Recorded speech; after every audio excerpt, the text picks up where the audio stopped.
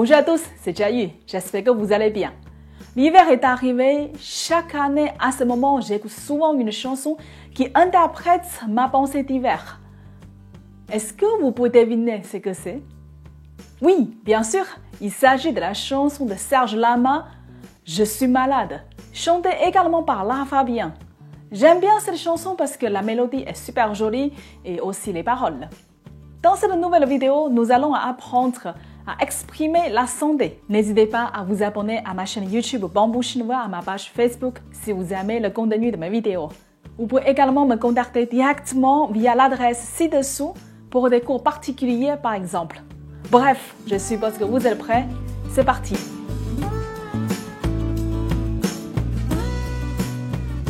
En France, quand on voit quelqu'un qui n'est pas très en forme, on pose souvent ce genre de questions. Ça va? Ou bien, qu'est-ce qu'il y a? Ou encore, est-ce que tu es malade? En chinois, c'est pareil. On peut donc dire, 你怎么了? 你怎么了? 你怎么了? Dans cette phrase, on a plutôt le sens, qu'est-ce qu'il y a? Est-ce que ça va? Ensuite, on peut également dire 你还好吗? 你还好吗?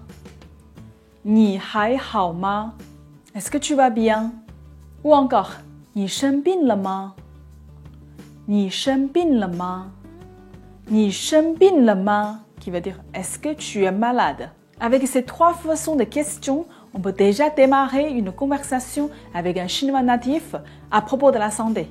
Si on n'a rien, on peut répondre 我很好，谢谢。我很好，谢谢。我很好，谢谢。Je vais bien, merci. 没事，不用担心。没事，不用担心。没事，不用担心。没事 qui veut dire y a rien. 担心 qui veut dire s'inquiéter. 没事，不用担心。Ceci veut dire je n'ai rien, ne vous inquiétez pas ou ne t'inquiétez pas. Et si par exemple on est malade, on peut utiliser la structure sujet plus le symptôme plus un petit particule qui se trouve à la fin d'une phrase. Par exemple, 我生病了。我生病了。Tout à l'heure, je vous ai déjà expliqué 生病 qui veut dire malade. 我生病了 je suis malade. Maintenant, on va changer de symptôme. 我感冒了。我感冒了。我感冒了。感冒 qui veut dire le rhume. 我感冒了。Ceci veut dire je suis enrhumé. Et n'oubliez pas, quand on est enrhumé, souvent, il y a une autre maladie qui accompagne la fièvre. 我发烧了。我发烧了。我发烧了。J'ai de la fièvre. Ça nous arrive qu'on est juste fatigué, on n'a pas d'autres symptômes. Donc dans ce cas-là, on dit plutôt 我累了。我累了。我累了。累 qui veut dire fatigué. 我累了 ceci veut dire je suis fatigué. Et des gens qui vont me dire écoute, si par exemple j'ai une partie dans mon corps qui me fait particulièrement mal, est-ce que je dois encore utiliser la structure que tu m'as proposée, sujet plus le symptôme plus le? Dans cette situation, je vais plutôt vous conseiller une autre structure. Sujet plus la partie du corps plus 疼 ou 痛. 疼 et 痛, ce sont des synonymes qui veulent dire la douleur. Cette structure de phrase, on traduit plutôt en français j'ai mal à quelque part. Voici quelques exemples. Ah, j'ai mal à la tête maintenant. 我头疼。我头疼。我头疼。头 c'est la tête. 疼 se trouve à la fin de la structure qui veut dire la douleur.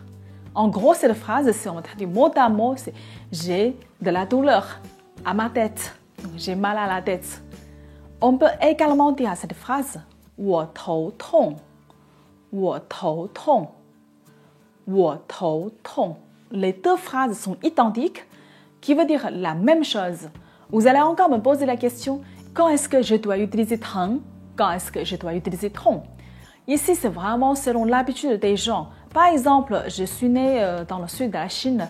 Autour de moi, dans ma ville, on utilise plutôt 疼 au lieu de 痛. Tandis que je sais que dans le nord, les gens préfèrent utiliser 痛 que 疼. Ça, c'est vraiment selon la façon de parler des gens, en fait. Un autre exemple. J'ai perdu la voix. J'ai trop mal à la gorge. 我嗓子疼。我嗓子疼。我嗓子疼。嗓子, c'est la partie où il contrôle la voix. Donc, c'est la gorge. 我嗓子疼 qui veut dire j'ai mal à la gorge. Dans le sens j'ai perdu ma voix, je ne peux plus parler. Aouh, j'ai mal au ventre. 我肚子疼。我肚子疼。我肚子疼。肚子 qui veut dire le ventre. 我肚子疼 j'ai mal au ventre. Vous faites attention, le mot en chinois 肚子 ressemble à la prononciation du chiffre français 12.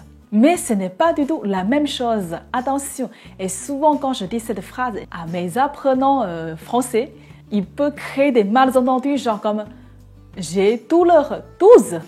Mais j'ai 12 douleurs. J'ai une douleur de niveau 12. Mais en fait, tout simplement, j'ai mal au ventre. Donc, vous faites très attention à ce côté-là. Hier soir, j'ai trop mangé. En fait, j'ai un peu mal à l'estomac. 我胃疼。我胃疼。我胃疼。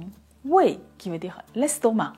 Vous voyez, selon les exemples montrés, le sujet plus la partie du corps plus 疼 ou 痛 qui veut dire j'ai mal à quelque part. Et si vous souhaitez avoir la liste complète de la partie du corps et leur fichier audio, n'hésitez pas à m'envoyer un mail à l'adresse ci-dessous. Je vous répondrai avec plaisir. Ça nous arrive aussi qu'on a mal, mais on n'arrive pas à préciser la partie où on a mal. Tout simplement, c'est une douleur globale. Dans ce cas-là, on va dire plutôt 我不太舒服。我不太舒服。我不太舒服。Je ne me sens pas très bien. Le mot 舒服 qui veut dire confortable. En gros, cette phrase, si vous voulez traduire mot à mot, c'est je ne me sens pas très confortable. Mais en français, on va plutôt dire je ne me sens pas très bien. Généralement, après quelques jours de repos, après quelques médicaments, on se sent un peu mieux. On peut dire 我好多了，谢谢。我好多了，谢谢。我好多了，谢谢。Voilà, c'est déjà la fin de cette vidéo. J'espère que le contenu vous a plu. N'hésitez pas à m'envoyer un mail à l'adresse ci-dessous si vous souhaitez avoir la liste complète de la partie du corps et leur fichier audio. N'hésitez pas à me laisser des commentaires sous cette vidéo si vous souhaitez découvrir des autres sujets liés à la Chine, à la culture chinoise ou liés à l'apprentissage de chinois. Je vous répondrai avec plaisir. On se retrouve dans la prochaine vidéo. Ciao!